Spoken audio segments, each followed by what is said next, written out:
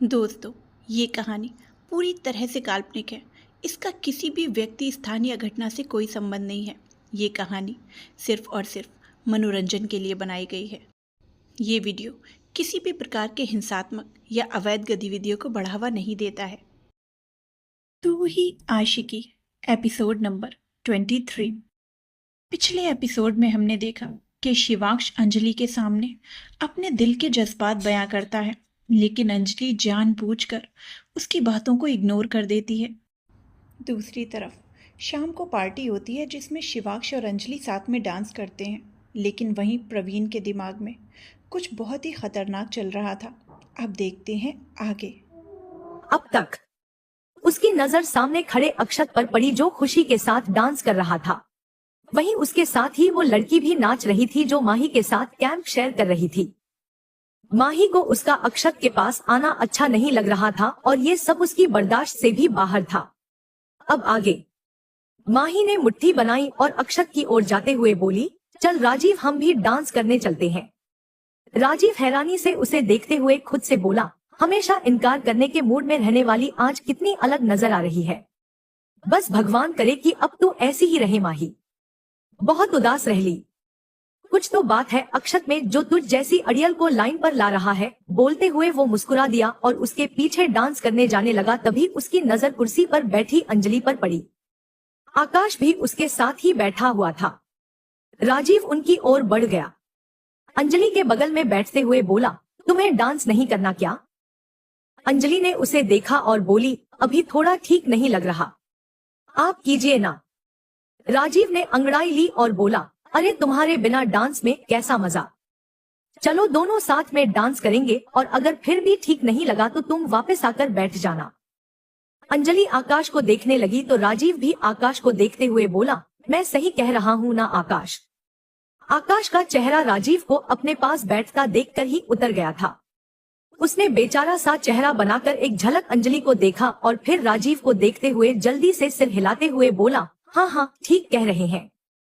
राजीव मुस्कुराया और खड़ा हो गया। फिर अंजलि की ओर हाथ बढ़ाते हुए अदा से बोला, चलें? अंजलि ने भी उसके हाथ में अपना हाथ रख दिया। शिवांश जो अभी फोन पर बात करने बाहर गया था अंदर आया तो राजीव को अंजलि का हाथ पकड़ते देखकर उन्हें घूरने लगा। उसे बिल्कुल अच्छा नहीं लगा कि राजीव अंजलि का हाथ पकड़ रहा है।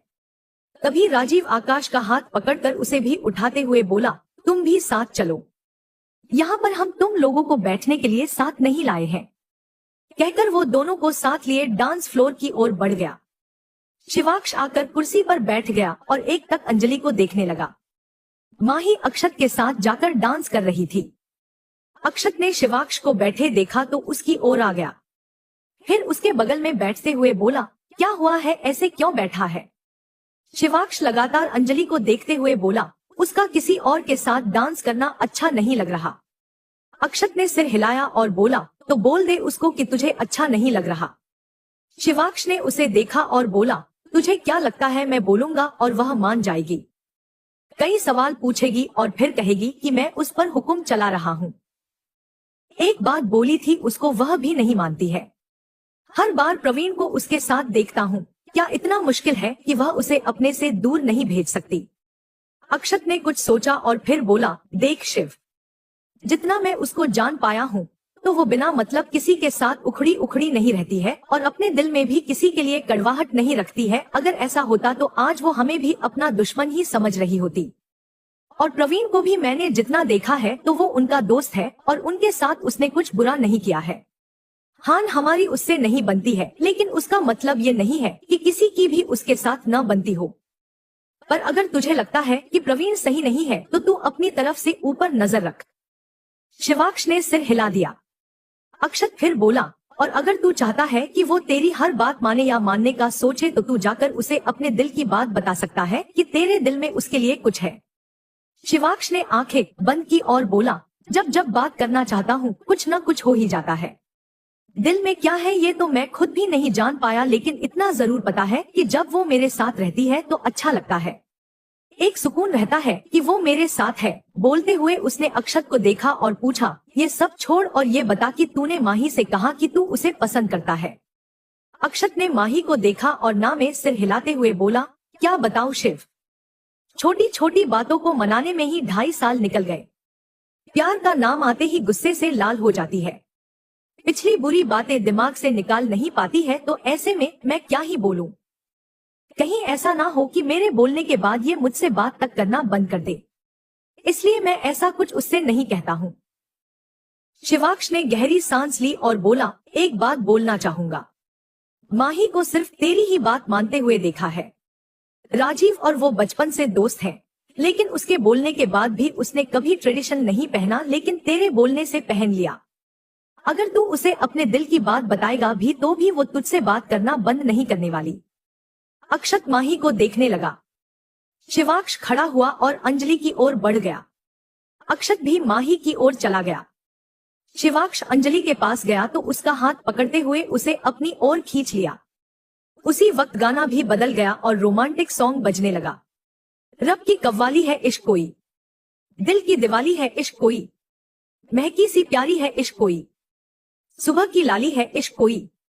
शिवाक्ष अंजलि के हाथों को थामे उसके साथ डांस कर रहा था।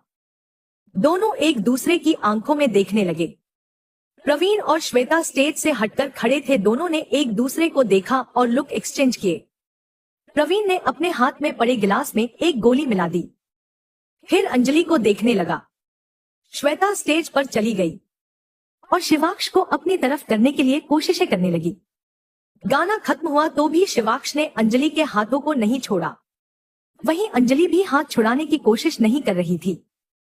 श्वेता शिवाक्ष के कंधे पर थपथपाते हुए बोली, शिवाक्ष कुछ बात करनी है, बाद में बात करेंगे श्वेता। कहकर शिवाक्ष ने उसे टालना चाहा तो श्वेता जिद करते हुए बोली, नहीं शिवाक्ष, अभी बात करनी है, जरूरी बात है, बस 1 मिनट को सुन लो। श्वेता जब नहीं मानी तो शिवाक्ष उसके साथ चला गया। जाने के बाद भी उसकी नजर अंजलि के ऊपर ही थी। उसी वक्त हॉल की लाइट बेहद डिम हो गई और कुछ भी देख पाना अब मुश्किल था। 10 को लाइट के जलने से अंजलि का सिर चकराने लगा तो वो स्टेज से नीचे आकर कुर्सी पर बैठ गई। जैसे ही वो कुर्सी पर बैठी तो प्रवीण ने उसके आगे जूस का ग्लास बढ़ा दिया।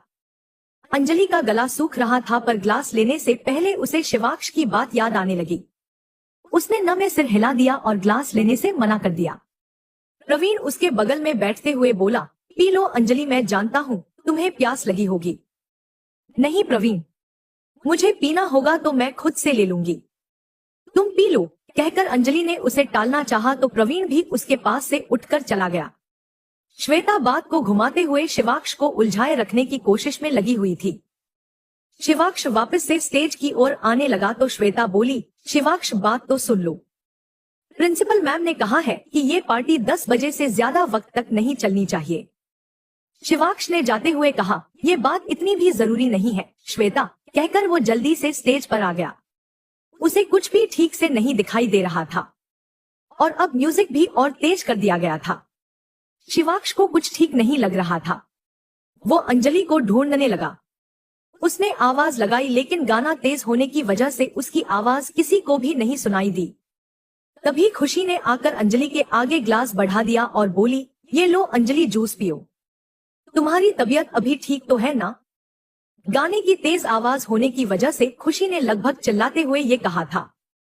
अंजलि भी उसके कान में ऊंची आवाज में बोली, थैंक यू खुशी। कहकर अंजलि ने ग्लास ले लिया और बोली, ज्यादा तो नहीं पर ठीक ही हूँ। ओके, अगर कोई प्रॉब्लम हो तो मुझे आवाज दे देना, मैं वापस से डांस करने जा रही हूँ, खुशी ने कहा तो अंजलि ने सिर हिला दिया। खुशी वापस से स्टेज की ओर चली गई। प्रवीण वहीं पास में खड़ा सब देख सकता था। वो तिरछा मुस्कुराया और बोला, क्या बात है खुशी, कितनी फायदेमंद हो तुम मेरे लिए, मेरे काम कितने आसान कर देती हो। I like this. तुम्हें झेलना बेकार नहीं रहा मेरा। स्टेज पर हर कोई अपनी हो मस्ती में नाचे जा रहा था। आकाश ने अंजलि को वहां नहीं पाया तो स्टेज से नीचे आ गया और उसे ढूंढने लगा। अंजलि ने जूस पिया तो उसका सिर चकराने लगा। उसे स्वेटिंग होने लगी और उसका पूरा चेहरा पसीने से भीग गया। अंजलि ने अपने दुपट्टे से अपना चेहरा पोंछा और खुशी को आवाज लगाने लगी, लेकिन खुशी तक उसकी आवाज नहीं पहुंची। अंजलि को घुटन महसूस होने लगी। वह ठीक ढंग से सांस भी नहीं ले पा रही थी। उसने दरवाजे की तरफ देखा और अपनी सीट से खड़ी होकर बाहर की ओर जाने लगी। आकाश को अंजलि कहीं नहीं दिखाई थी तो वह परेशान सा हो गया। फिर बाहर की ओर जाने लगा कि इतने में माहिरा उसके रास्ते में आकर खड़ी हो गई और उसके ऊपर गिर पड़ी। आकाश ने उसे संभाला और सीधा खड़ा कर दिया। माहिरा उसका हाथ पकड़कर बोली, थैंक यू सो मच आकाश। बोलकर वो आकाश के गले लग गई और उसे स्टेज की ओर ले जाते हुए बोली, चलो ना डांस करते हैं और पिछली बातें भुला देते हैं। हमारी दोस्ती हो सकती है, इतनी भी तकरार नहीं है हमारे बीच। कहते हुए वो मुस्कुरा दी और आकाश का हाथ पकड़े उसे स्टेज की ओर ले जाने लगी। आकाश को उसका बिहेवियर बहुत अजीब लग रहा था। माहिरा इस तरह से कभी बिहेव नहीं करती थी और उन लोगों के साथ तो उसका 36 का आंकड़ा चलता था। आकाश ने अपना हाथ छुड़ाने की कोशिश की लेकिन उसकी पकड़ बहुत मजबूत थी। वहीं अंजलि हाल से बाहर निकलकर दीवार से अपनी पीठ टिकाकर खड़ी हो गई। उसका सिर बुरी तरह से घूमने लगा था। फिर गहरी सांसें लेने लगी। अब उसकी पलकें भी भारी होने लगी थी और अपने सामने सब कुछ धुंधला धुंधला दिखाई देने लगा था।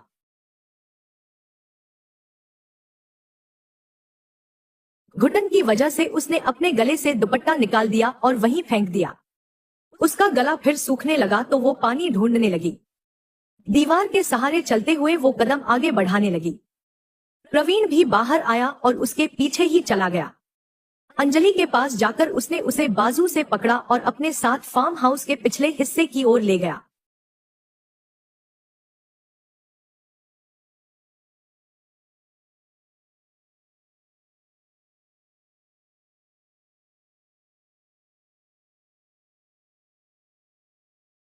अंजलि को अब कुछ भी होश नहीं था। उसे नहीं दिखाई दिया कि किसने उसका हाथ पकड़ा हुआ है। प्रवीण ने उसे दीवार के सहारे टिकाया और उसके करीब चला गया। फिर अंजलि को किस करने की कोशिश करने लगा। उसके नजदीक आने से अंजलि का दम घुटने लगा तो वो उसे दूर धकेलने लगी। प्रवीण ने उसके दोनों हाथों को अपने एक हाथ से पकड़ लिया। अंजलि नीचे बैठने लगी तो प्रवीण ने उसकी कमर से थामकर उसे सीने से लगा लिया और अपने फोन को निकालकर फोटो लेने लगा। अंजलि ने आंखें बंद कर ली थी। इसी तरह प्रवीण ने कुछ और तस्वीरें भी ले ली। हालांकि रात का अंधेरा था लेकिन उसके फोन में साफ तस्वीरें आ रही थी। प्रवीण ने उसकी फ्रॉक को कंधे के एक तरफ से सरका दिया और उस पर अपने होंठ रखकर तस्वीर ले ली। फिर उसके बाद उसे चूमने की कोशिश करने लगा। मदहोश होने के बावजूद अंजलि उसे दूर धकेलने की कोशिश करने लगी।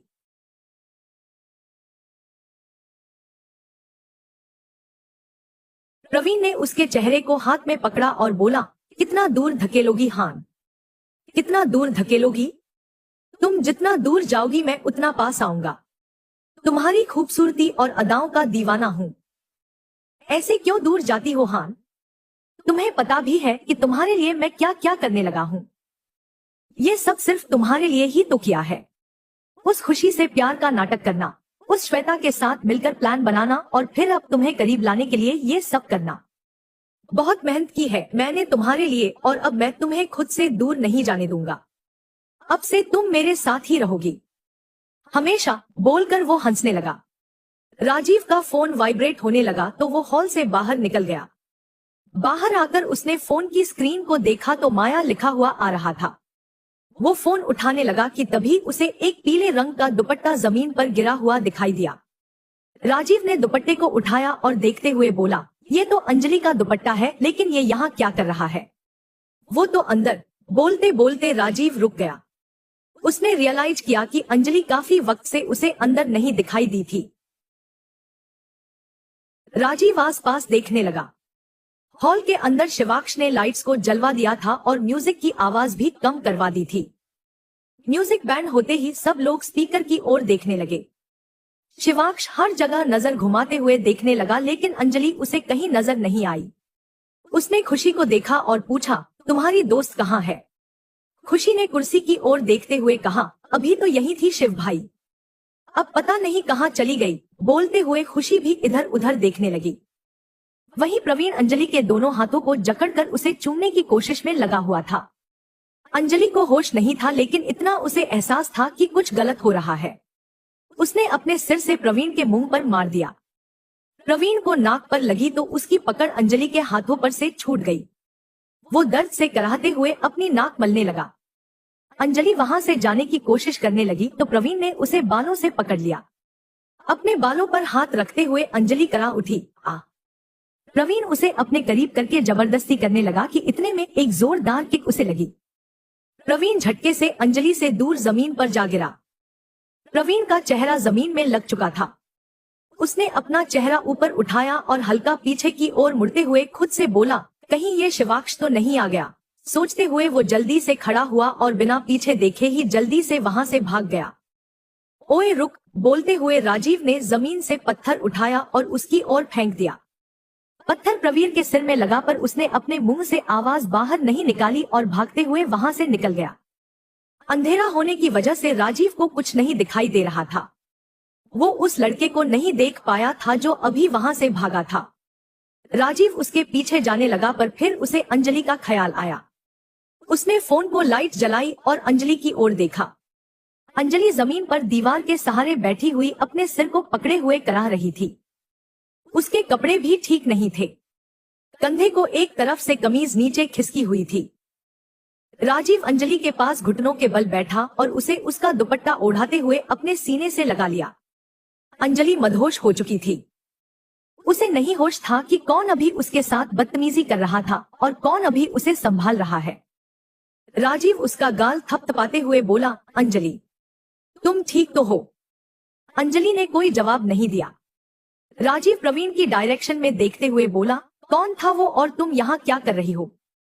बोलकर राजीव ने उसे खड़ा करना चाहा लेकिन अंजलि बेसुध सी बैठी रही। राजीव समझ चुका था कि वो अभी होश में नहीं है। राजीव ने शिवाक्ष को फोन लगा दिया। अंदर गाने बंद हो चुके थे तो शिवाक्ष अपने फोन की रिंगटोन सुन पा रहा था। उसने जल्दी से फोन उठा दिया।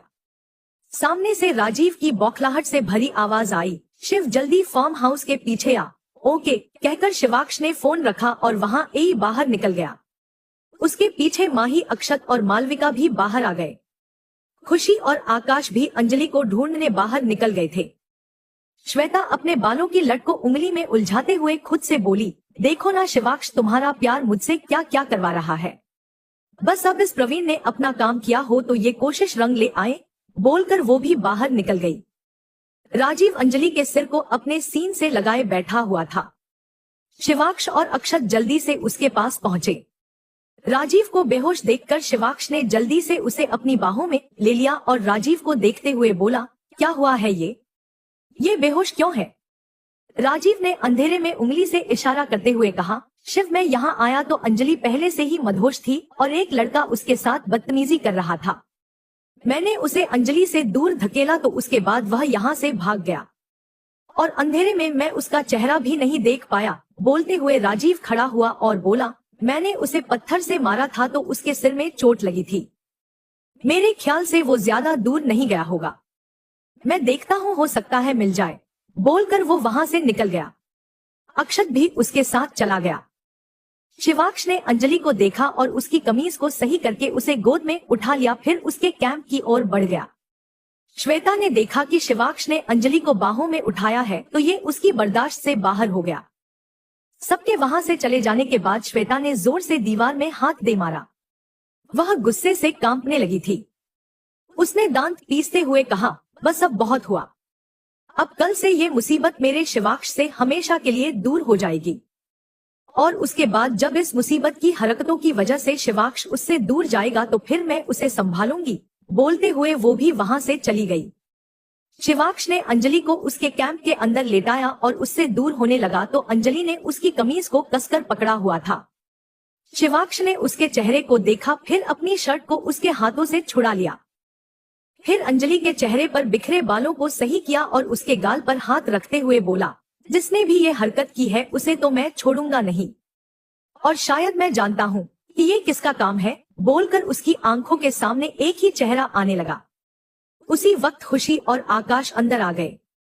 शिवाक्ष ने उसे कंबल ओढ़ाया और बाहर निकल गया। राजीव और अक्षत भी अब तक वापस आ चुके थे। सब कैंप के बाहर इकट्ठे हो गए। शिवाक्ष ने राजीव को देखा और पूछा, पता चला कौन था? राजीव बोला, नहीं शिव, जो भी था अब दिखाई नहीं दिया। पता नहीं कहाँ चला गया और वैसे भी उसे भागने के लिए काफी वक्त मिल गया था तो अब तक तो वो चला ही गया होगा। उसने मुट्ठियां बना ली। उसका चेहरा गुस्से से लाल पड़ चुका था। शिवाक्ष ने गहरी आवाज में कहा, मुझे नहीं लगता कि यह किसी बाहर वाले का काम है, वह जो भी था हमारे बीच में से ही कोई था, सबको इकट्ठा करो अभी के अभी। शिवाक्ष ने कहा तो राजीव और अक्षत वहां से चले गए। मालविका, माही और श्वेता भी वहीं पर खड़ी थी। माही बोली, मैं अंजलि को देख कर आती हूँ, कहकर वह कैंप के अंदर चली गई। श्वेता भी वहां से चली गई। मालविका शिवाक्ष को देखते हुए बोली, तुम्हें ऐसे क्यों लगता है कि यह हमारे बीच में से ही किसी का काम है? यह भी तो हो सकता है कि यहाँ आसपास का ही कोई लड़का हो। शिवाक्ष ने गहरी सांस ली और बोला, ऐसा इसलिए मालविका क्योंकि यह अंजलि को देखकर साफ पता चल रहा है कि उसे कुछ नशीली चीज खिलाई या पिलाई गई है। अगर कोई बाहर वाला होता तो ऐसा नहीं करता। यह हम में से ही किसी की सोची समझी चाल है। शिवाक्ष ने कहा तो मालविका ने सिर हिला दिया। श्वेता ने प्रवीण को फोन किया तो प्रवीण ने झट से फोन उठा लिया और झल्लाते हुए बोला, क्या तुमसे एक काम भी ठीक से नहीं होता? उस शिवाक्ष को कुछ देर और रोक नहीं सकती थी क्या? श्वेता फ्रस्ट्रेशन से बोली, मेरे ऊपर आवाज उठाना बंद करो। मैंने उसे रोका हुआ था, वह तो पता नहीं राजीव कैसे तुम तक पहुंच गया, उसी ने सारा काम बिगाड़ दिया। खैर यह सब छोड़ो और यह बताओ कि तुमने अपना काम किया या नहीं? प्रवीण अपने सिर पर हाथ रखते हुए बोला, काम तो हो गया, लेकिन इस राजीव के बच्चे ने मेरे सिर में पत्थर दे मारा और उसकी वजह से भी मेरा सिर दर्द से फटे जा रहा है। इस राजीव को तो मैं छोड़ूंगा नहीं। बोलते हुए उसने गुस्से से भरी सांस ली। श्वेता आई रोल करते हुए बोली, व्हाटएवर, फिलहाल सब लोगों को इकट्ठा होने के लिए कहा गया है तो चुपचाप से हॉल में आ जाओ। और हाँ, अपने सर की चोट के बारे में किसी को भूल कर भी मत बताना, क्योंकि राजीव ने यहाँ सबको बता दिया है कि उसने तुम्हारे सिर में पत्थर मारा था। तो अगर तुमने अपने सिर के दर्द के बारे में किसी और को बताया तो तुम्हारी खैर नहीं, क्योंकि शिवाक्ष तुम्हारी जान तक ले सकता है। उसकी आंखों में गुस्से की आग हर कोई साफ साफ देख सकता है। कहकर उसने फोन रख दिया और हॉल की तरफ चली गई। कुछ देर बाद सभी लोग हॉल के अंदर इकट्ठे हो गए। प्रिंसिपल का वाइस प्रिंसिपल भी वहां पर मौजूद थी। अक्षत ने सबकी काउंटिंग की तो जितने लोग ट्रिप पर आए थे वह सब वहां पर मौजूद थे। राजीव बोला, अभी फार्म हाउस के पीछे कौन था? उसने पूछा पर किसी ने कोई जवाब नहीं दिया। राजीव एक बार फिर बोला, मैंने पूछा फार्म हाउस के पीछे कौन था? सब लोग एक दूसरे को देखने लगे और फिर ना में सिर हिला दिया। वही शिवाक्ष की नजरें प्रवीण के ऊपर ही टिकी हुई थी। प्रवीण इस बात को महसूस कर सकता था कि शिवाक्ष उसे ही घूर कर देखे जा रहा है। शिवाक्ष ने अपने कदम उसकी ओर बढ़ा दिए। प्रवीण ने थूक अपने गले से नीचे निकला और जमीन की ओर देखने लगा। उसे घबराहट महसूस होने लगी थी। अपने सिर में दर्द होने के बावजूद भी वह इस तरह दिखाने लगा मानो कुछ हुआ ही ना हो। शिवाक्ष जेब में हाथ डाले उसके सामने खड़ा हो गया और बोला, यह चेहरे पर घबराहट किस बात की है? क्या कुछ है जिसकी वजह से तुझे डर लग रहा है? प्रवीण ने उसकी ओर देखा और अनजान बनते हुए बोला, तुम किस बारे में बात कर रहे हो? मुझे कोई डर नहीं लग रहा और मैं तुमसे डरूं ऐसी कोई बात हो भी नहीं सकती। शिवाक्ष तिरछा मुस्कुरा दिया। उसकी हंसी ताने भरी थी। उसकी हंसी सुनकर भी प्रवीण को डर सा लग रहा था, क्योंकि वह जानता था कि यह हंसी गुस्से से भरी हुई थी। शिवाक्ष उसके सर को देखते हुए बोला, सर में दर्द तो नहीं है ना?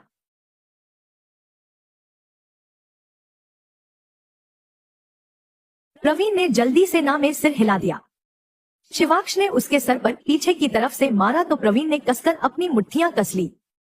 अपने चेहरे पर दर्द के भाव उसने जाहिर नहीं होने दिए, पर हल्की आ उसके मुंह से निकल ही गई। शिवाक्ष ने एक बार और मारना चाहा तो प्रवीण पीछे हटते हुए बोला, तुम मुझे ऐसे हाथ नहीं लगा सकते। बिना बात के अगर मुझसे लड़ाई करोगे तो मैं भी पीछे नहीं हटूंगा। शिवाक्ष उसकी ओर कदम बढ़ाते हुए बोला, तू आगे बढ़, मैंने तुझे नहीं रोका है, और अगर हिम्मत है तो सामने से लड़। कायरों की तरह छुप छुप कर क्यों चाले चल रहा है? बोलते हुए उसने प्रवीण को कॉलर से पकड़ लिया। शिवाक्ष आगे कुछ बोलने लगा कि इतने में प्रिंसिपल जल्दी से उनके पास आते हुए बोली, शिवाक्ष छोड़ो इसे, यह क्या कर रहे हो तुम? बोलते हुए उन्होंने दोनों को एक दूसरे से दूर करने लगी। शिवाक्ष और प्रवीण दोनों एक दूसरे को घूरे जा रहे थे। प्रिंसिपल के दूर करने की कोशिश के बाद भी जब दोनों दूर नहीं हुई तो अक्षत ने आकर शिवाक्ष को पकड़ लिया और उससे दूर ले जाते हुए बोला, चल शिव, हम ऐसे बिना बात किसी से नहीं लड़ सकते। उसके खिलाफ क्या सबूत है? शिवाक्ष ने खुद को अक्षत से छुड़ाया और बोला, मेरी ट्रिप खत्म हो चुकी है और मैं कल अंजलि को साथ लेकर वापस जा रहा हूँ। बाकी लोगों को अगर यहाँ पर रहकर घूमना हो तो घूम सकते हो, कहकर वह वहाँ से बाहर निकल गया। राजीव को समझ नहीं आया कि आखिर शिवाक्ष प्रवीण पर क्यों गुस्सा हो रहा था। प्रिंसिपल बोली, मुझे भी लगता है कि शिवाक्ष सही कह रहा है। जिस तरह की हरकत यहाँ पर हुई है उसके बाद मुझे नहीं लगता कि यह जगह घूमने के लिए सेफ है। हम लोग कल सुबह ही यहाँ से वापस चले जाएंगे, कहकर वो और वाइस प्रिंसिपल भी वहाँ से बाहर निकल गई। सब लोगों का चेहरा उतर सा गया। अभी तो उन लोगों को इस जगह पर घूमना था, लेकिन अब अगले कल ही वो लोग वापस जा रहे थे। शिवाक्ष ने बाहर आकर अंजलि के कैंप के अंदर देखा तो खुशी उसके सिरहाने बैठी उसका सिर सहला रही थी। वो बाहर बेंच पर आकर बैठ गया। तभी माही उसके लिए एक प्लेट में खाना लेकर आई और उसके बगल में बैठते हुए बोली, ले खा ले, भूख लगी होगी ना। शिवाक्ष ने ना में सिर हिलाया और बोला, तुम लोग खाओ, मुझे भूख नहीं है। माही एक निवाला तोड़ते हुए बोली, ऐसे कैसे भूख नहीं है, जब तू खाएगा तभी सब लोग खाएंगे, चल मुंह खोल, बोलकर उसने निवाला शिवाक्ष की ओर बढ़ा दिया। शिवाक्ष दूसरी ओर मुंह घुमाते हुए बोला, तू खा ले माही, मुझे सच में भूख नहीं है। तभी राजीव माही के हाथ का निवाला खाते हुए बोला, भाई देखो मुझे तो बहुत भूख लगी है, अगर इसे नहीं खाना तो तू मुझे खिला दे माही, बोलकर वो माही के पास घुटनों के बल जमीन पर बैठ गया। तभी अक्षत भी वहां आ गया और माही के पास बैठते हुए बोला, ला माही मुझे भी खिला दे, मुझे बहुत भूख लग रही है। अक्षत ने कहा तो माही ने एक निवाला उसे भी खिला दिया। उन्हें साथ खाता देखकर मालविका भी उनके पास आ गई। माही ने एक और निवाला शिवाक्ष की ओर बढ़ाया, लेकिन उसने फिर से मुंह दूसरी ओर फेर लिया। फिर खड़ा होकर वहां से जाने लगा तो राजीव भी पेट पर हाथ रखकर खड़ा होते हुए बोला, यार बहुत भूख लग रही है और एक निवाले से मेरा कुछ नहीं होने वाला, पर कोई बात नहीं, अब अगर कोई खाना नहीं खा रहा है तो उसके साथ के लिए मैं भी भूखा सो सकता हूँ। उसने बोलकर खत्म किया तो शिवाक्ष के कदम ठहर गए। तभी अक्षत भी राजीव का साथ देते हुए बोला, हाँ तो क्या हो गया, अगर हम लोगों ने सुबह के बाद से लेकर कुछ भी नहीं खाया है तो एक रात और भूखा रह लेंगे, इसमें क्या ही हो जाएगा। शिवाक्ष पीछे पलटकर दोनों को आंखें छोटी करके देखने लगा, फिर अपना सिर हिला दिया और वापस से आकर बेंच पर बैठ गया। माही मुस्कुरा दी और उसकी और निवाला बढ़ा दिया। इस बार शिवाक्ष ने निवाला खा लिया। सब लोग मुस्कुरा दिए। माही एक एक करके सबको खिलाती गई। पांचों ने एक साथ खाना खाया और फिर सोने चले गए। वहीं अपने कैंप के अंदर बैठकर प्रवीण अपने सिर पर बर्फ लगा रहा था। बर्फ से सर जिला होने पर उसके सर से जम चुका खून पानी में मिलकर बालों से गिरने लगा था। अंश ने देखा तो आंखें हैरानी से चौड़ी करते हुए पूछा, यह कहां से होली खेल कर आया है। प्रवीण ने उसकी बात सुनी तो गुस्से से बौखलाते हुए बोला, क्या तुझे यह होली का रंग दिखाई दे रहा है। अंश ने उसका गुस्से से भरा लेजा सुना तो चुप हो गया। तभी एडी बोला, गुस्सा क्यों हो रहा है यार, उसने नॉर्मली पूछा है, यह लाल पानी क्यों निकल रहा है। प्रवीण ने गुस्से से नाक फुलाई और बोला, अब अगर कोई इतनी जोर से पत्थर फेंक कर मारेगा तो खून नहीं निकलेगा क्या। प्रवीण की बात सुनकर अंश और एडी एक दूसरे की ओर देखते हुए हैरानी से बोले, तो मतलब वह लोग जिसे ढूंढ रहे थे वह तू ही था। प्रवीण ने गुस्से से अपने पास रखे बर्फ के टुकड़ों को उन दोनों के ऊपर फेंका और गुस्से से बोला, इतनी सिंपल सी बात तुम लोगों को समझ नहीं आती क्या। अभी साफ साफ तो बताया है, बार बार क्यों पूछ रहे हो। एक तो पहले ही सिर दर्द से फटा जा रहा है और ऊपर से तुम दोनों की बकवास। चलो अब जल्दी से मेरे सिर में पट्टी करो, पहले ही काफी खून बह चुका है। उसकी बात सुनकर अंश ने उसके सिर में रुमाल बांध दिया। प्रवीण ने अपने फोन को अपने हाथ में पकड़ा और उसे देखकर मुस्कुरा दिया। कुछ देर बाद उसे भी नींद आ गई। अगली सुबह अंजलि सोकर उठी तो उसे अपने सिर में बहुत दर्द हो रहा था। उसने अपने बगल में देखा तो खुशी और बाकी लड़कियां अभी भी सो रही थी। उसने अपने सिर पर हाथ रख लिया और मालिश करते हुए बोली, बालों में इतना दर्द क्यों हो रहा है, ऐसा क्यों लग रहा है जैसे किसी ने बहुत जोर से बालों को खींच हो। बोलते हुए वह उठ खड़ी हुई और कैंप से बाहर निकल गई। बाहर निकलकर वह सामने रखे बेंच पर जाकर बैठ गई और गहरी सांस लेते हुए सुबह की ताजा हवाओं को अपने अंदर भरने लगी। राजीव वहां से गुजरने लगा तो अंजलि को बेंच पर बैठा देखकर उसके पास आ गया और उसके बगल में बैठते हुए पूछा, तुम ठीक तो हो ना। अंजलि ने उसकी ओर देखा और बोली, मुझे क्या होना है, मैं तो बिल्कुल ठीक हूँ, बस सर में थोड़ा दर्द है, बाकी कुछ नहीं। राजीव ने सिर हिलाया और बोला, ओके, वैसे कल रात को तुम्हें क्या हुआ था? तुम बाहर कैसे आई और वह लड़का कौन था? अंजलि ने सुना तो असमंजस से राजीव को देखने लगी, फिर ना समझी से बोली, आप किसकी बात कर रहे हैं? कौन लड़का और मैं रात को कहाँ गई? अंजलि की ऐसी बातें सुनकर राजीव को समझने में देरी ना लगी कि उसे पिछली रात के बारे में कुछ भी याद नहीं है। अब इसके आगे पिछली रात के बारे में अंजलि से कुछ भी पूछना या कहना राजीव को सही नहीं लगा। उसने बात पलटते हुए कहा, अच्छा यह सब छोड़ो, यह बताओ तुमने सामान पैक कर लिया ना? अंजलि हैरानी से उसे देखते हुए बोली, लेकिन क्यों, सामान क्यों पैक करना है? राजीव अपने हाथों को आपस में बांधते हुए बोला, क्योंकि आज हम लोग वापस जा रहे हैं। पर हम लोग तो थोड़े दिन और यहाँ पर रुकने वाले थे ना? अंजलि ने पूछा तो राजीव उसके चेहरे को देखते हुए बोला, हाँ, पर अब प्लान चेंज हो गया है और हम लोग वापस जा रहे हैं। तो चलो तुम भी तैयार हो जाओ और मैं भी फ्रेश होने जाता हूँ। बोलते हुए राजीव खड़ा हुआ और वहाँ से जाने लगा तो अंजलि ने पूछा, पिछली रात को क्या हुआ था राजीव? आप अभी किस बारे में बात कर रहे थे? राजीव ने आंखें बंद की और खुद से ही बुदबुदाते हुए बोला, जिस बात को नहीं पकड़ना होता उसी बात को पकड़ कर बैठ जाती है। बोलते हुए वह पीछे की ओर पलटा और उसके सिर पर हाथ रखते हुए बोला, कुछ नहीं हुआ था, ज्यादा मत सोचो, सब ठीक हो जाएगा। बोलकर वह वहां से चला गया।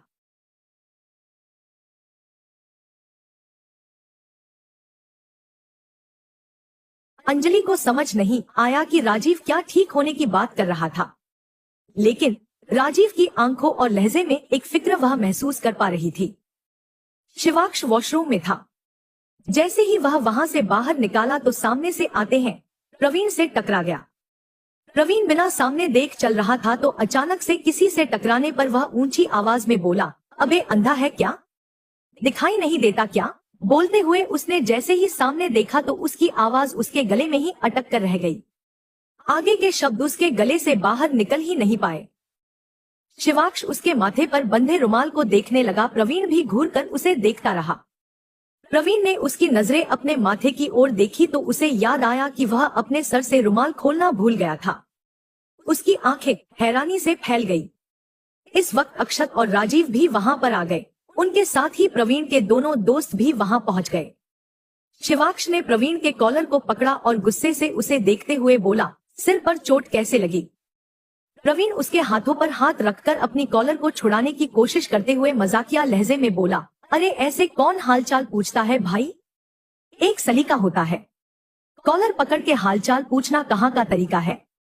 प्रवीण के बोलते ही शिवाक्ष ने कसकर उसके मुंह पर मुक्का मार दिया। प्रवीण का चेहरा एक तरफ को झुक गया। उसके होठों के किनारे से खून बहने लगा। वह शिवाक्ष से कुछ का पाता, लेकिन इससे पहले ही शिवाक्ष ने उसके पेट पर अपना घुटना दे मारा। प्रवीण की आंखों में खून उतर आया। उसने शिवाक्ष को खुद से दूर धकेल दिया और उसे पर हाथ उठाने की कोशिश करने लगा। शिवाक्ष उसके उठे हुए हाथ को पकड़कर और मरोड़कर उसकी पीठ से लगाते हुए बोला, चोट कैसे लगी? प्रवीण छूटने की कोशिश करते हुए बोला, तुम्हें इससे क्या मतलब? मुझे चोट लगे या चाहे कुछ भी हो, तुम कौन होते हो यह पूछने वाले? प्रवीण का इस तरह के जवाब देना शिवाक्ष को बेहद गुस्सा दिला रहा था। अक्षत ने शिवाक्ष को इतने गुस्से में देखा तो जल्दी से उसके पास जाकर प्रवीण को उससे छुड़ाने लगा। राजीव भी आकर अक्षत का साथ देने लगा। दोनों ने मिलकर शिवाक्ष को प्रवीण से अलग किया। प्रवीण उससे छूटा तो थोड़ी दूर जाकर पलटकर उसे देखते हुए बोला, यह सही नहीं कर रहे हो तुम? अरे ऐसे मार कर क्या सुनना चाहते हो? शिवाक्ष एक बार फिर उसकी ओर बढ़ने लगा तो अक्षत उसे कसकर पकड़ते हुए बोला, नहीं शिव, बस बहुत हो गया अब और हाथ मत उठा। अक्षत और राजीव शिवाक्ष को लेकर वहां से बाहर जाने लगे। राजीव ने पलटकर प्रवीण को देखा और अक्षत से बोला, तुम चलो मैं आता हूँ। कहकर वह वापस प्रवीण के पास आकर खड़ा हो गया और उसे घूर कर देखते हुए बोला, पिछली रात तू ही था ना? प्रवीण अपने होठों के किनारे से खून साफ करते हुए राजीव की आंखों में देखने लगा। राजीव ने गुस्से से भरी सांस ली और अपने हाथों को जेब में डालते हुए बोला, बेटा अगर यह शक सही निकला ना तो तू सोच भी नहीं सकता कि तेरा क्या होगा। फिलहाल तो मैं भी नहीं सो पा रहा कि तेरा क्या होगा। बस अब दुआ कर कि कल रात वाला लड़का तू ना हो। बोलते हुए राजीव अपनी नजरें उस पर होने का इशारा करके वहां से बाहर निकल गया। शिवाक्ष अक्षत से अकेले रहने का कहकर अलग चला गया था। अंजलि नहाकर बाहर घूम रही थी कि तभी सामने से आते शिवाक्ष पर उसकी नजर पड़ी। शिवाक्ष ने उसे देखा तो उसकी ओर बढ़ गया। अंजलि ने उसकी आंखों में देखा जो गुस्से से लाल पड़ी हुई थी। उसने अपनी मुट्ठी भी कसकर बांधी हुई थी। अंजलि अपनी जगह पर खड़ी उसे देखने लगी। शिवाक्ष उसके पास आया और बोला, कैसा महसूस कर रही हो? अंजलि ने सिर हिलाया और बोली, मैं ठीक हूँ, लेकिन आपको क्या हुआ है? आपकी आंखें क्यों लाल है? उसने पूछा ही था कि इतने में शिवाक्ष ने झट से उसे गले से लगा लिया। उसकी इससे अचानक की गई हरकत से अंजलि हैरान सी रह गई। शिवाक्ष उसके गले लगकर गहरी सांसें लेने लगा और अपने गुस्से को शांत करने की कोशिश करने लगा। इस वक्त उसे बहुत गुस्सा आ रहा था और शायद वह जानता था कि उसका गुस्सा कैसे शांत हो सकता है, इसलिए उसने झट से आकर अंजलि को सीने से लगा लिया था। उसने अंजलि के कंधे पर अपना चिन टिकाया और आंखें बंद करके उसके सिर पर प्यार से हाथ फेरने लगा। अंजलि का दिल जोरों से धड़क उठा। शिवाक्ष की नजदीकी और उसके ऊपर से यह प्यारा सा एहसास उसके पेट में गुदगुदी करने लगा था। वही शिवाक्ष की तेज चलती धड़कनों की आवाज सुनकर अंजलि अंदाज लगा सकती थी कि वह किसी न किसी वजह से परेशान जरूर था। अंजलि ने उसकी पीठ पर हाथ रखा और धीरे से सहला दिया। अंजलि ने मासूमियत से पूछा, कुछ हुआ है क्या शिवाक्ष? आप परेशान क्यों हैं? शिवाक्ष आंखें बंद किए हुए ही बोला, मेरी परेशानी तुम नहीं समझ सकती, क्योंकि तुम्हें लगता है कि मैं डोमिनेंस दिखाता हूँ, तो यह बात भी तुम्हें डोमिनेटिंग ही लगेगी, तो मत पूछो, मैं खुद देख लूंगा। बोलते हुए उसने धीरे से अंजलि के सर को चूमा और उससे अलग होकर जाने लगा। अंजलि ने फिर कहा, मुझे ऐसे क्यों लग रहा है कि पिछली रात कुछ हुआ था, क्योंकि जहां तक मुझे याद है मैं हॉल के अंदर कुर्सी पर आकर बैठी थी, पर उसके बाद कब क्या हुआ मुझे कुछ भी याद नहीं है। क्या कोई बात है जो मुझसे जुड़ी हुई है और मुझे ही नहीं पता? शिवाक्ष के कदम ठहर गए। उसने पलटकर अंजलि को देखा और बोला, क्या तुम्हें कुछ भी याद नहीं है? अंजलि ने ना में सर हिलाया और उसकी ओर आते हुए बोली, मुझे याद होता तो मैं आप लोगों से नहीं पूछ रही होती। सुबह से लेकर हर कोई पूछे जा रहा है कि मैं ठीक हूँ या नहीं, लेकिन मुझे क्यों पूछा जा रहा है मुझे नहीं पता। तो इससे साफ पता चलता है कि कुछ तो हुआ है जिसके बारे में कोई मुझे नहीं बता रहा।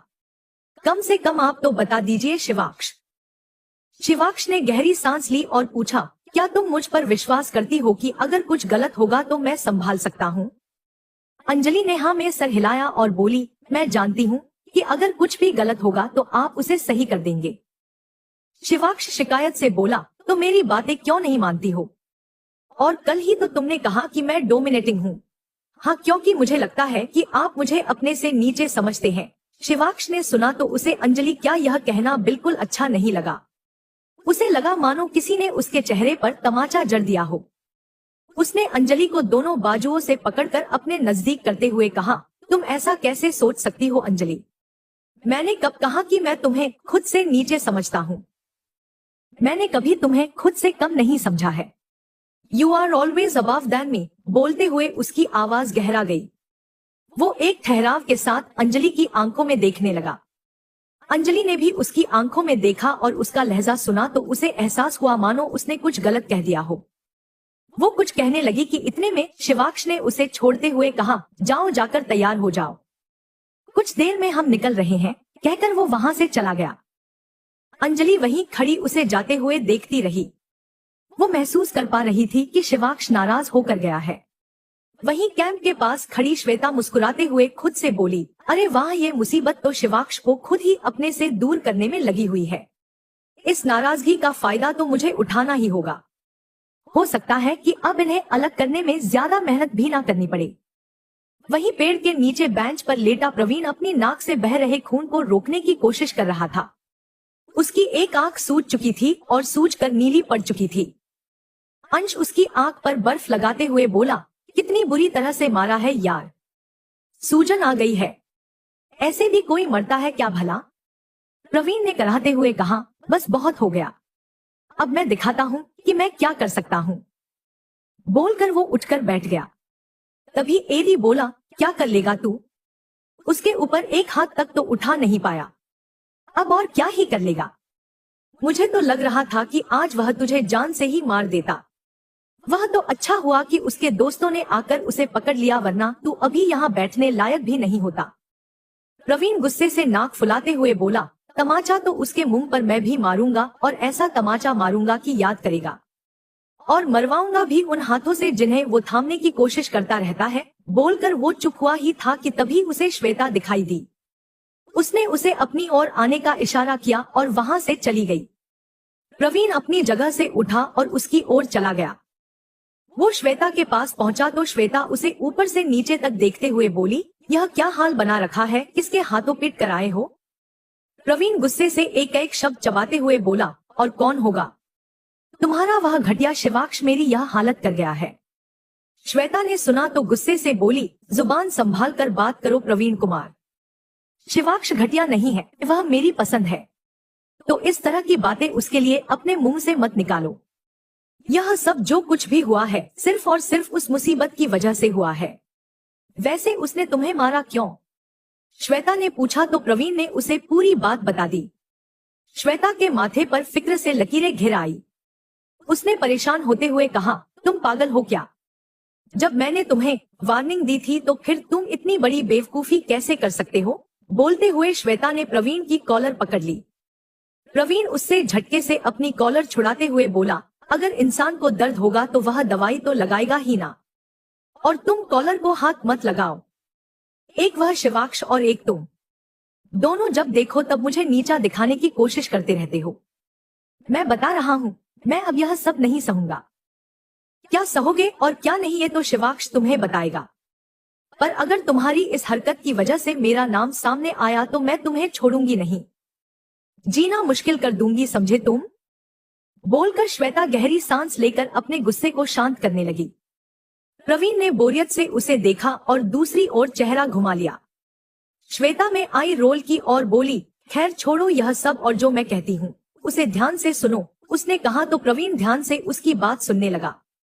श्वेता ने उसे कुछ समझाया और वहां से निकल गई। प्रवीण बालों में हाथ फेरते हुए बोला, दिमाग तो इसमें है, एक तीर से कई निशाने कैसे लगाने हैं ये भी ये अच्छे से जानती है। बोलते हुए प्रवीण की नजर अंजलि पर गई जो वहां से गुजर रही थी।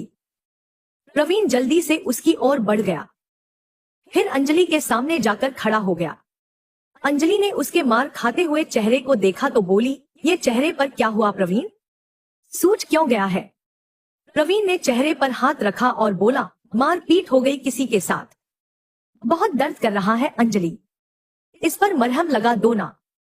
अंजलि ने उसे बैठने का कहकर फर्स्ट एड बॉक्स लेने चली गई।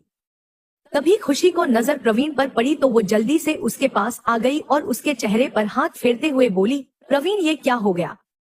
ऐसी हालत किसने कर दी तुम्हारी? और तुम्हारे चेहरे से तो सूजन के साथ खून भी निकल रहा है। रुको मैं अभी फर्स्ट एड बॉक्स लेकर आती हूँ।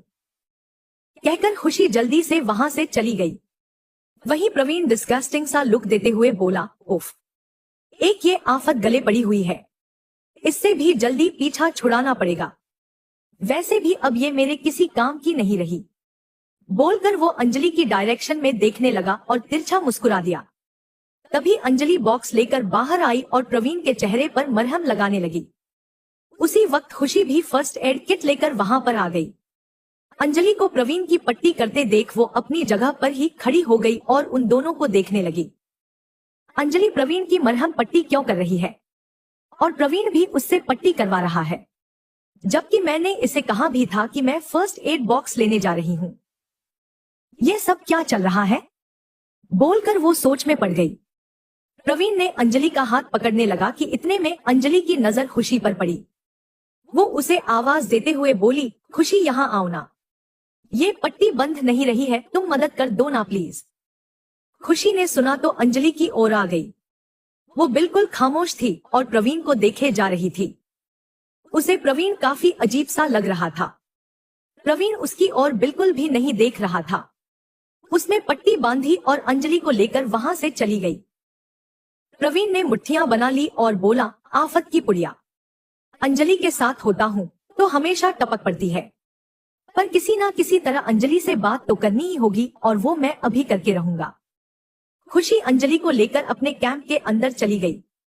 अंजलि ने उसे उदास देखा तो बोली, क्या हुआ खुशी, कोई बात परेशान कर रही है क्या? खुशी ने सीधे सीधे पूछ लिया, क्या तुम्हारे और प्रवीण के बीच कुछ चल रहा है अंजलि? क्योंकि वो अक्सर तुम्हारे इर्द गिर्द दिखाई देता है। पिछली रात तुम्हारे लिए जूस दे रहा था और अभी तुम उसकी मरहम पट्टी कर रही थी और डांस फ्लोर पर भी तुम्हारी ही और देखे जा रहा था। अंजलि ने सुना तो इनकार करते हुए बोली, जैसा तुम सोच रही हो वैसा कुछ नहीं है खुशी।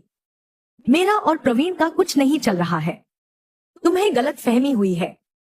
खुशी ने सिर हिला दिया और बोली, एक या दो बार हो तो समझ आता है अंजलि, लेकिन ये बहुत वक्त से हो रहा है।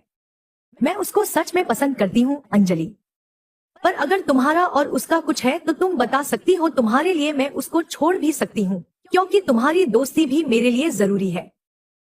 अंजलि ने सुना तो खामोश सी उसे देखने लगी। खुशी और उसकी दोस्ती बहुत अच्छी थी। अंजलि भी जानती थी कि खुशी प्रवीण को पसंद करती है, लेकिन उसे ये नहीं पता था कि खुशी ऐसा भी कुछ कह सकती है। अंजलि ने उसका हाथ पकड़ा और प्यार से बोली, खुशी मैं सच कहती हूँ, जैसा तुम सोच रही हो वैसा कुछ भी नहीं है। वो तो मैं बस उसकी पट्टी कर रही थी क्योंकि उसे चोट लगी थी और दर्द भी हो रहा था। और जहाँ तक बात रही उसका मुझे जूस देने की, तो मुझे नहीं पता उसने क्यों दिया, पर मैंने नहीं लिया था। खुशी ने सुना तो उसे टोकते हुए बोली, तुमने लिया अंजलि, और पिया भी मैंने ही तो तुम्हें जूस दिया।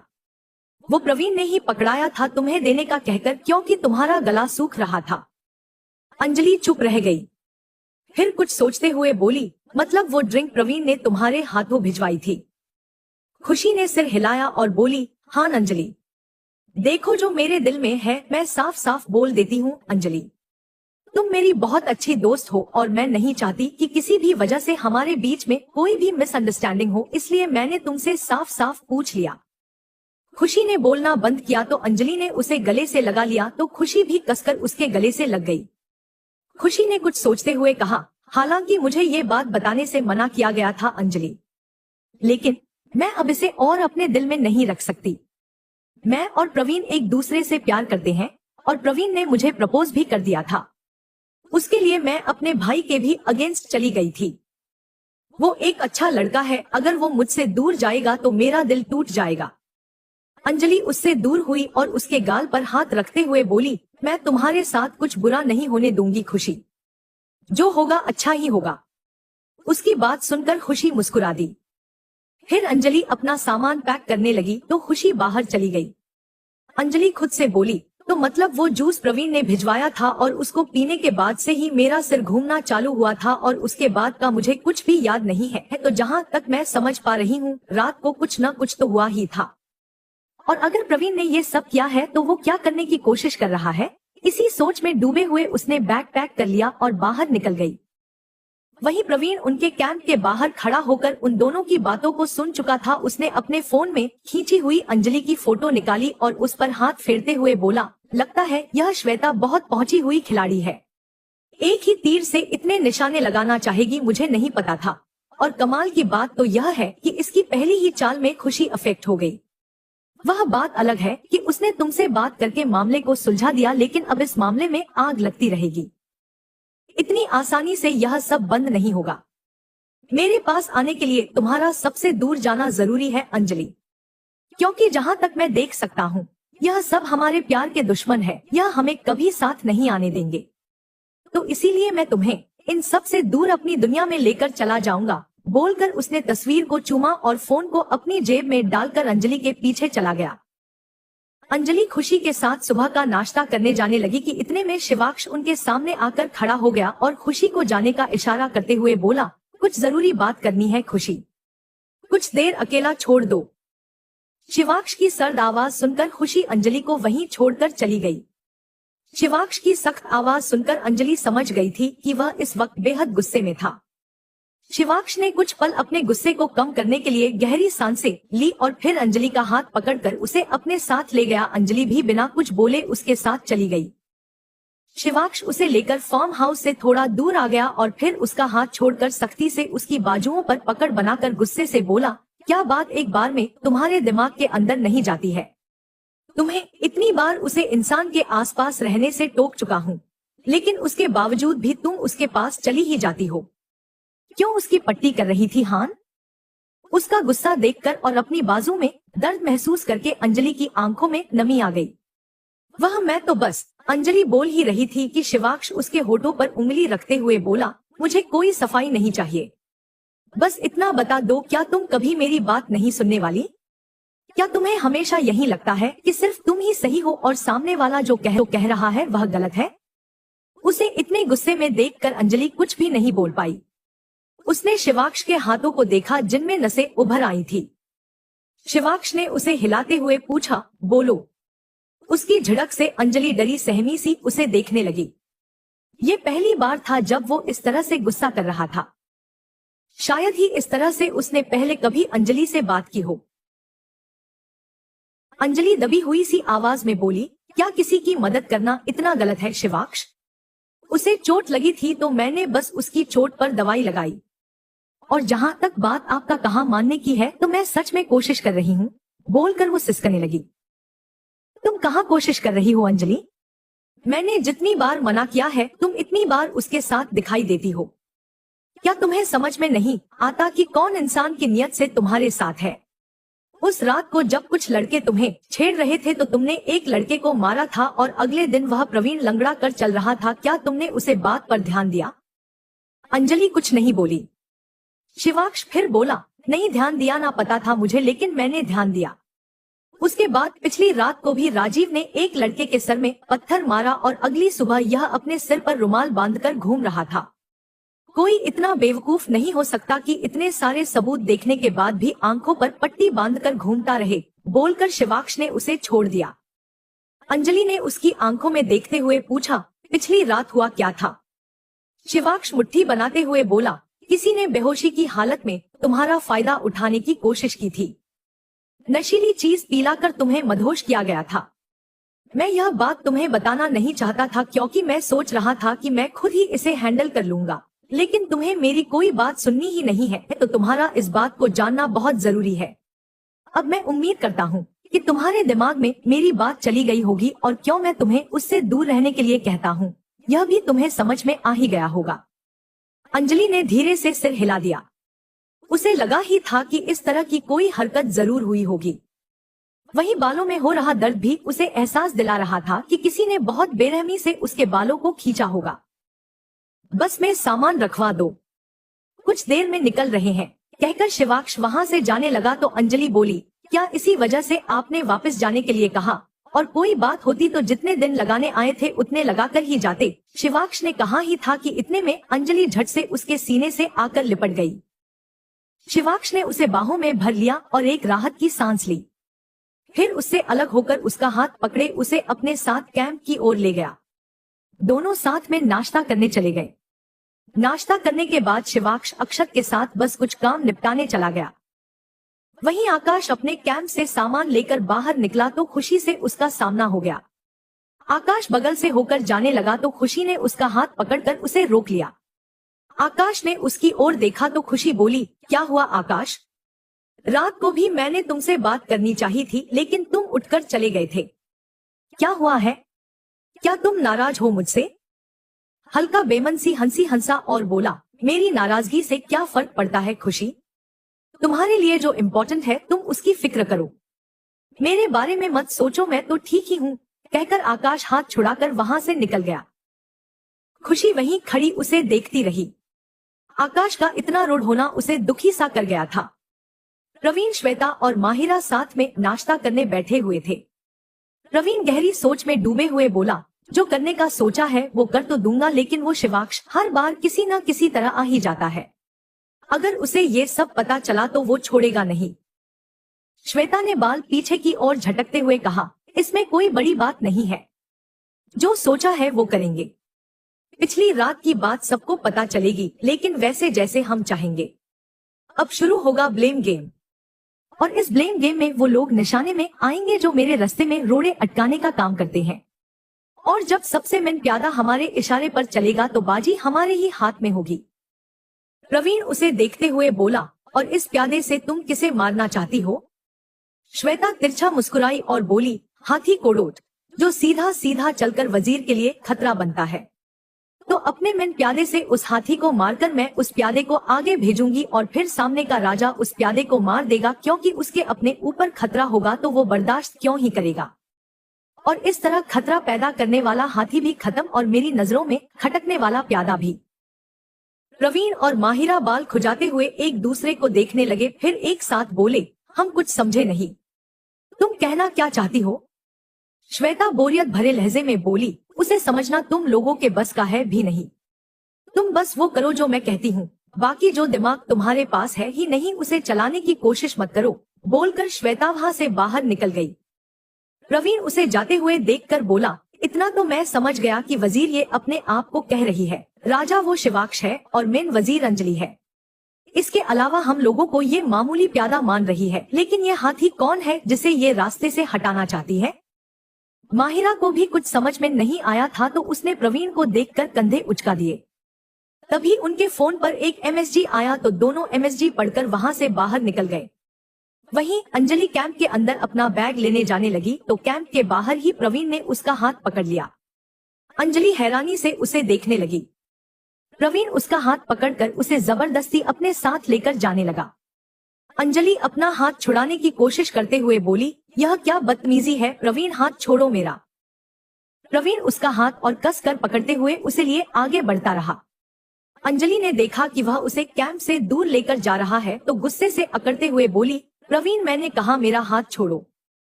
उसे कुछ आगे ले जाकर प्रवीण ने झटके से उसका हाथ छोड़ दिया। झटके से छोड़े जाने से अंजलि थोड़ी आगे की ओर लड़खड़ा खड़ा गई। उसने अपने आप को गिरने से संभाला और पीछे मुड़कर नफरत भरी नजरों से प्रवीण को देखने लगी। प्रवीण अपनी जेब में हाथ डाले उसकी ओर बढ़ते हुए बोला, छोड़ दिया तुम्हें। ज्यादा चीखा चिल्लाया मत करो, मुझे यह सब बिल्कुल पसंद नहीं है। अंजलि उसे घूरते हुए बोली, तुम्हारी पसंद या ना पसंद से मुझे कोई फर्क नहीं पड़ता। तुम्हारी इस बदतमीजी का अच्छा खासा जवाब दे सकती हूँ प्रवीण। अगली बार से मुझे हाथ लगाने की कोशिश भी मत करना वरना अच्छा नहीं होगा। प्रवीण हंसते हुए बोला, अच्छा क्या अच्छा नहीं होगा? क्या कर लोगी तुम? मारोगी मुझे या फिर किसी और से कहकर पिटवाओगी? बताओ ना क्या करोगी तुम? बोलते हुए प्रवीण ने उसका हाथ पकड़ लिया। अंजलि उसे दूर धकेलते हुए गुस्से से बोली, क्या तुम्हें समझ में नहीं आता, मैंने कहा दूर रहो मुझसे। बोलकर वो उसे दूर धकेलने में कामयाब हो गई। आज तक प्रवीण को वह जितना सही समझने की कोशिश कर रही थी, असलियत में वह उतना ही खराब था और यह बात वह अब समझ चुकी थी। कहीं न कहीं शिवाक्ष की कही बातें भी उसके दिमाग में थी। उसने कितनी बार कहा था कि प्रवीण से दूर रहे, लेकिन जाने अनजाने अंजलि उसके पास चली ही जाती थी। प्रवीण ने उसका हाथ पकड़ा और दूसरे हाथ से उसके चेहरे पर उंगली फेरते हुए बोला, सुनिए, कहिए, बताइए, छोड़िए, इस तरीके से मुझसे भी बात कर लिया करो। मुझे छोड़कर बाकी सबसे ऐसे बात करती हूँ। मैं भी तो बाकियों की तरह इज्जत डिजर्व करता हूँ ना, लेकिन फिर भी तुम मुझे सुनो बोलो करो इस तरह से कहती हो। सच बताऊं तो मुझे बिल्कुल अच्छा नहीं लगता। बोलते हुए वह उसके हाथ को चूमने की कोशिश करने लगा तो अंजलि ने जल्दी से अपना हाथ पीछे खींच लिया और उससे दूर जाते हुए बोली, अपनी हद में रहो प्रवीण। मुझे किससे कैसे बात करनी है मुझे अच्छे से पता है। हाँ, यह गुस्सा। बोलते हुए प्रवीण उसकी ओर बढ़ने लगा और आगे बोला, मुझे तो इस गुस्से से भी प्यार है। तुम्हारे मुंह से निकला हर एक शब्द मुझे बहुत प्यारा लगता है। पर वह क्या है ना, मुझे इज्जत ज्यादा पसंद है, तो आज के बाद तुम मुझसे आप करके इज्जत के साथ बात करोगी। इज्जत मांगने से नहीं मिलती है प्रवीण, उसे कमाना पड़ता है। और जिस तरह की तुम्हारी हरकतें हैं उस हिसाब से तुम किसी की भी इज्जत के हकदार नहीं हो। अंजलि ने कहा तो प्रवीण गुस्से से उसके बालों को पकड़ते हुए बोला, बस बहुत हो गया। बोलते हुए उसने अंजलि के चेहरे को अपने सामने किया और दांत पीसते हुए बोला, अब और नहीं, बहुत हो गया। आ प्रवीण क्या कर रहे हो, छोड़ो, मुझे दर्द हो रहा है। बोलते हुए अंजलि ने अपने सर पर हाथ रख लिया। प्रवीण उसके बालों को और जोर से पकड़ते हुए बोला, इतनी जल्दी आह निकल गई? और जो मैंने तुम्हारे पीछे इतनी मार खाई उसका क्या? उसके सामने तो यह कुछ भी नहीं है। अभी चुपचाप खड़ी रहो और जाने की कोशिश मत करो। प्रवीण बोल ही रहा था कि इतने में अंजलि ने उसके हाथ पर चिमटी काट ली। प्रवीण ने अपना हाथ उसके बालों से हटाया और उसके ऊपर हाथ उठा दिया। अंजलि का चेहरा एक तरफ को झुक गया। प्रवीण ने बहुत जोर से थप्पड़ मारा था। अंजलि ने अपने गाल पर हाथ रख दिया, उसकी आंखों में आंसू भर आए। प्रवीण उसे आंखें दिखाते हुए बोला, मैंने जो कहा वह समझ में नहीं आता क्या? तो चलो एक बार और अच्छे से समझाता हूँ। बोलते हुए उसने अपनी जेब से अपना फोन निकाला और फोटोज निकालकर अंजलि के सामने करते हुए बोला, यह देखो कैसी लग रही है। अंजलि ने देखा तो उसकी आंखें फटी की फटी रह गई। यह वही तस्वीरें थी जो पिछली रात प्रवीण ने खींची थी। प्रवीण के बाद एक फोटो उसे दिखाता गया। वहीं उन फोटोज को देखते देखते अंजलि की आंखें भी नम होती गई। तो पिछली रात तुमने इस तरह की घटिया हरकत की थी? मैं कभी सोच भी नहीं सकती थी प्रवीण कि तुम दोस्त दोस्त करके इतना नीचे गिर जाओगे। बोलते हुए अंजलि की आंखों में निराशा थी। प्रवीण ने फोन को अपनी जेब में डाला और बोला, अंजलि, तुम्हें क्या लगता है कि मैं एक आवारा मजनू की तरह तुम्हारे आगे पीछे घूमता रहता? अरे दोस्त, तो मैंने कभी तुम्हें माना ही नहीं। मैं तो हमेशा से चाहता था कि तुम मेरी माशूका बन जाओ, और अगर तुम मुझे भाव नहीं दोगी तो मुझे कुछ तो करना ही पड़ेगा ना। इतने प्यार से तुमसे पूछा था कि तुम मेरे साथ आ जाओ, लेकिन तुम्हें तो कोई इंटरेस्ट ही नहीं था। पर फिर भी मैं तुम्हारे पीछे घूमने को तैयार था, लेकिन उसके बाद तुम उस शिवाक्ष के साथ दिखाई देने लगी और ये बात मुझसे बर्दाश्त नहीं हुई। बोलकर प्रवीण अंजलि के इर्द घूमते हुए बोला, अगर तुम्हें इतना ही इंटरेस्ट नहीं है तो फिर उसके आसपास क्यों दिखाई देती हो अंजलि? अंजलि ने प्रवीण के चेहरे को देखा, जिसे देखकर अभी उसे घिन आ रही थी। उसने गुस्से से कहा, अपना और शिवाक्ष का कंपैरिजन मत करो प्रवीण। शिवाक्ष ने तुम्हारी तरह कभी कोई हरकत नहीं की है। इंटरेस्ट हो या ना हो उससे फर्क नहीं पड़ता। जो इंसान अच्छा लगता है वो करीब आ ही जाता है। उन्होंने मुझे अपने साथ लाने के लिए ऐसी घटिया हरकत कभी नहीं की। तुम में और उनमें दिन रात का फर्क है। उनका नाम अपनी घटिया जुबान से लो भी मत। प्रवीण तालियां बजाते हुए बोला, वाओ, मुझे समझ नहीं आता कि ऐसा क्या है इस शिवाक्ष में जो उसके खिलाफ कोई कुछ सुनना ही नहीं चाहता। न वो श्वेता सुनती है और न ही तुम। बट अब से ये सब बदल जाएगा। अब से तुम वो करोगी जो मैं तुमसे कहूंगा। तुम मेरे हिसाब से चलोगी, वरना मैं क्या कर सकता हूँ इसका अंदाजा तुम लगा ही सकती होगी। बोलकर प्रवीण ने बेहुदा सी स्माइल दी और उसके हाथ को चूमते हुए बोला, now B with me Jaaneman. अब से तुम मेरी हो तो जो मैं कहूंगा तुम वही करोगी। अब से वो शिवाक्ष तुम्हारे आसपास नजर नहीं आना चाहिए, और अगर वो आया है तो तुम्हें उसे दूर धकेलना है। और अगर तुमने किसी को कुछ भी बताया तो तुम समझदार हो, समझ गई ना? बोलकर वो उसके गाल पर हाथ फेरकर वहां से निकल गया। अंजलि ने गहरी सांस ली और अपनी कलाई को देखने लगी, जिस पर प्रवीण की पकड़ की वजह से लाल निशान पड़ गए थे। फिर अपने गाल पर हाथ रख दिया। उसे अपनी भी लग रहा था मानो गाल पर कोई चीज बहुत जोर से लग रही थी। अंजलि ने मुट्ठी बनाई और बोली, मुझे नहीं पता तुम मुझे क्या समझते हो प्रवीण, लेकिन मैं कोई अबला नारी नहीं हूँ। अगर ऐसी शुरुआत तुमने की है तो इसको हसीन अंजाम मैं दूंगी। वक्त के साथ इतना तो समझ गई हूँ कि किसी पर भी विश्वास नहीं करना चाहिए, और जो गलत करते हैं उनके लिए हमदर्दी भी नहीं रखनी चाहिए। इस थप्पड़ का अच्छा खासा जवाब दूंगी प्रवीण कुमार। बोलते हुए अंजलि ने आंखों से बहते आंसुओं को साफ किया। हालांकि उसमें लड़ने की हिम्मत थी, लेकिन आंखों से बहते आंसुओं पर किसका जोर चलता है। राजीव अपना बैग लिए बस की ओर जाने लगा कि इतने में आगे से तेजी से आता हुआ अंश उससे आकर टकरा गया। राजीव का बैग उसके हाथ से छूटकर नीचे गिर गया। राजीव यह साफ समझ सकता था कि अंश जानबूझकर जाकर उसे टकराया था। वो घूरकर अंश को देखते हुए बोला, अंधा है क्या, सामने से आता हुआ इंसान दिखाई नहीं देता? अंश नीचे पड़े राजीव के बैग को देखते हुए बोला, तुम भी तो देख कर चल सकते हो, क्या तुम्हें इतना बड़ा इंसान दिखाई नहीं देता? राजीव को उम्मीद नहीं थी कि वह लड़का इस तरह से उसके सामने अपनी जुबान खोलेगा। आज तक किसी ने भी उसके साथ इस तरह से भिड़ने की कोशिश नहीं की थी। राजीव को एकदम से गुस्सा आने लगा। उसने अपनी जेब में हाथ डाले और भौहें ऊपर करके अंश को देखते हुए बोला, तुझे पता है ना कि तू क्या कर रहा है? हमारी गलती होने के बावजूद भी लोग हमारे सामने जुबान नहीं खोलते, और तू बिना मेरी गलती के मुझसे जुबान लड़ा रहा है। अंश कुछ बोलते बोलते रुक गया। राजीव की आवाज बेहद गुस्से वाली थी। एक पल को अंश का दिल हुआ कि वह वहां से जल्दी से भाग जाए, लेकिन तभी उसकी नजर राजीव से पीछे कुछ दूरी पर खड़े प्रवीण पर पड़ी। प्रवीण उसे आगे बोलने का इशारा करने लगा। अंश ने थूक का घूंट गले से नीचे उतारा और अपनी घबराहट को छुपाते हुए एटीट्यूड से बोला, यह सही है, तुम लोगों का पहले गलती करो और फिर इसका ब्लेम दूसरों पर डाल दो। पर यह सब कुछ मेरे साथ नहीं चलेगा। मैं अच्छे से जानता हूँ कि किसने क्या किया है। तुम मेरे साथ ब्लेम गेम नहीं खेल सकते। राजीव ने आंखें छोटी करते हुए पूछा, जरा मैं भी तो सुनूं कि किसने क्या किया है और कौन सा ब्लेम गेम खेला है। चल बता। अरे वही जो तुमने प्रवीण के साथ खेला है। उसकी गलती ना होने के बावजूद अपने किए का इल्जाम उसके सिर पर लगा दिया है और तुम्हारी ही वजह से उसे इतना ज्यादा पीटा गया कि बेचारा खड़े होने की हालत में भी नहीं था। और फिर पूछते हो कि तुमने क्या किया है। अरे थोड़ी तो शर्म करो। अंश की बातें सुनकर राजीव गुस्से से उसके कॉलर पकड़ते हुए बोला, बकवास बंद कर। यह क्या बोले जा रहा है तू? तेरी हिम्मत भी कैसे हुई ऐसी बात अपनी जुबान पर लाने की? बोलते हुए राजीव ने उसे कॉलर से पकड़कर हिलाने लगा। उन दोनों को लड़ता देखकर बाकी लोग भी वहां पर इकट्ठे होने लगे। राजीव पीछे की ओर धक्का देते हुए बोला, हिम्मत है तो एक बार फिर बोल कर दिखा, जिंदा ना गाड़ दिया तो मेरा नाम बदल देना। अंश के माथे से अब पसीने की बूंदें निकलने लगी। इतने में एडी वहां जाकर अंश को राजीव से छुड़ाते हुए बोला, अबे धमका क्या रहे हो? सच सामने आया तो तुमसे सुना नहीं जा रहा क्या?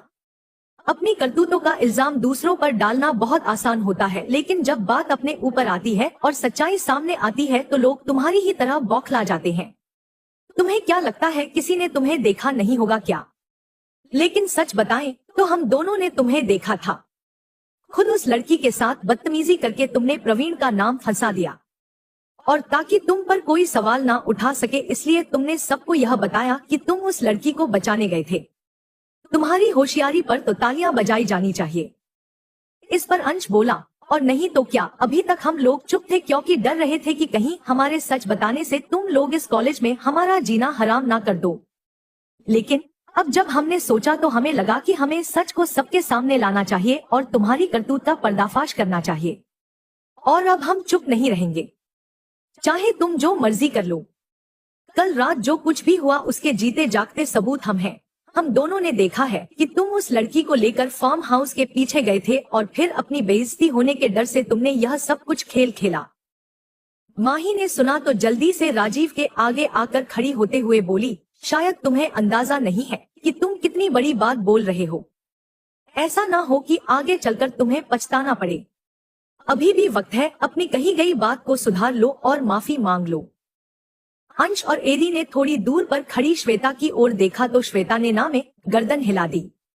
अंश उसकी बात को नकारते हुए बोला, हम अपनी बात से क्यों मुकरेंगे? जो सच है वह सच है। इसने खुद अंजलि का फायदा उठाना चाहा था और बाद में इल्जाम हमारे दोस्त के ऊपर डाल दिया। अक्षत ने सुना तो अंश का कॉलर कसकर पकड़ लिया और गुस्से से बोला, हम लोगों की रैगिंग से बच सकते हो लेकिन इस बात की कोई माफी नहीं है। अपने दोस्त को हम भी जानते हैं कि वह कैसा है। इस तरह का इल्जाम लगाना बहुत भारी पड़ सकता है।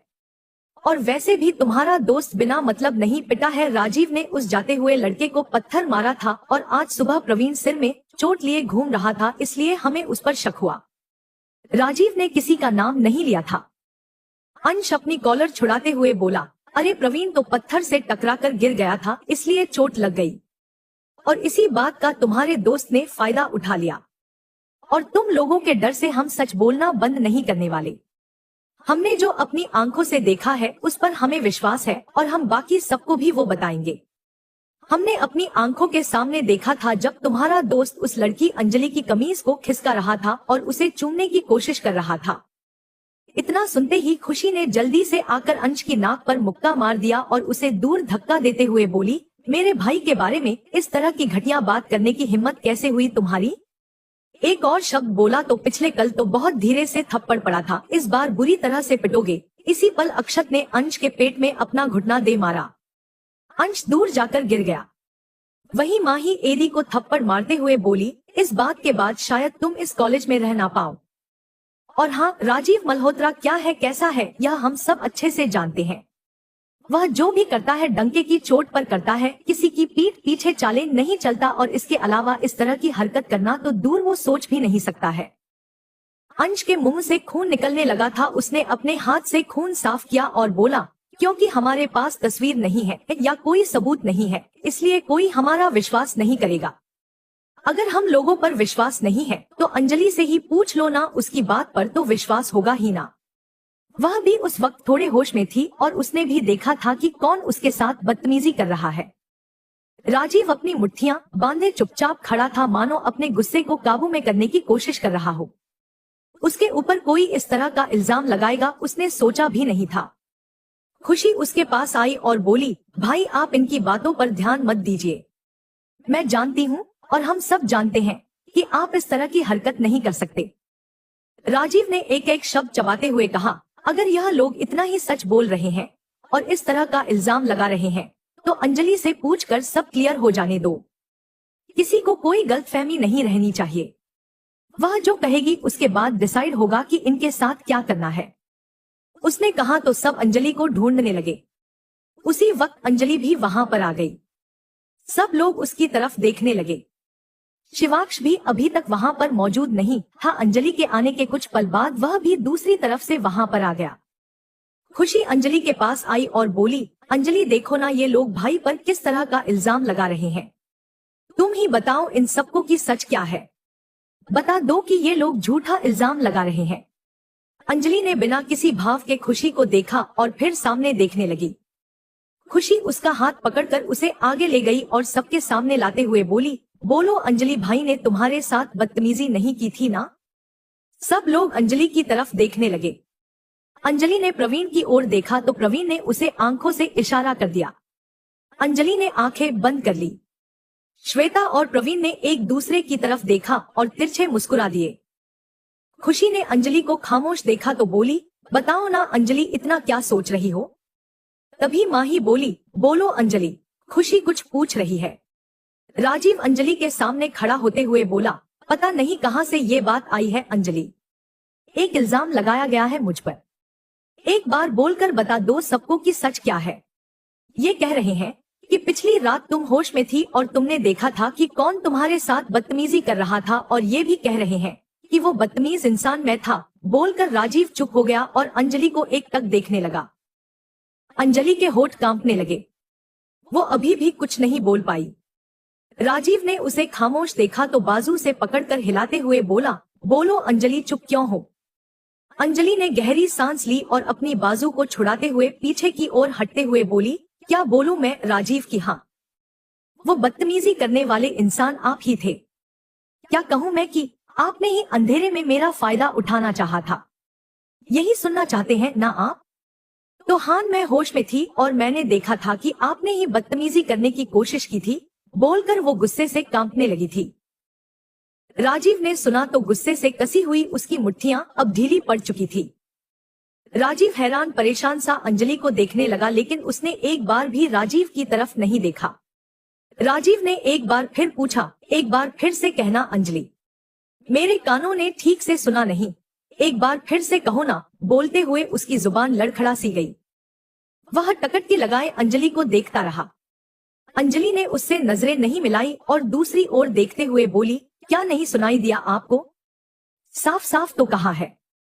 कल रात के बाद मैं आपकी शक्ल भी नहीं देखना चाहती राजीव, मेरी नजरों के सामने से चले जाइए। खुशी ने सुना तो अंजलि का हाथ पकड़कर उसे अपनी तरफ घुमाते हुए बोली, यह तुम कैसी बातें कर रही हो अंजलि। क्या तुम्हें समझ भी आ रहा है कि तुम भाई पर किस तरह का इल्जाम लगा रही हो। देखो अंजलि, अगर यह मजाक है तो मत करो। कह दो ना कि भाई ने ऐसा कुछ नहीं किया है। अंजलि ने अपनी बाजू छुड़ाई और बोली, जो सच है वह बदल नहीं जाएगा खुशी, जो हुआ है मैं वही बता रही हूँ। अक्षत ने सुना तो अंजलि के बगल में खड़ा होते हुए बोला, तुम झूठ का साथ दो, ऐसा नहीं हो सकता अंजलि। लेकिन अपने दोस्त को हम अच्छे से जानते हैं, वो ऐसी हरकत नहीं कर सकता। देखो अगर कोई बात है तो बता दो, पर गलत का साथ मत दो अंजलि। अंजलि की आंखें आंसू बहाने लगी। उसने नम आंखों से अक्षत को देखा, तभी प्रवीण खांसने लगा। अंजलि ने गहरी सांस ली और बोली, जरूरी नहीं है कि आपका विश्वास हमेशा सही हो अक्षत जी। कई बार ऐसा होता है कि जिससे कोई गलत काम करने की उम्मीद नहीं होती वही गलत काम कर जाता है। सब लोग हैरानी से अंजलि को देखने लगे। शिवाक्ष की नजरें एकटक उसे ही देखे जा रही थी। तभी प्रवीण बोला, एग्जैक्टली।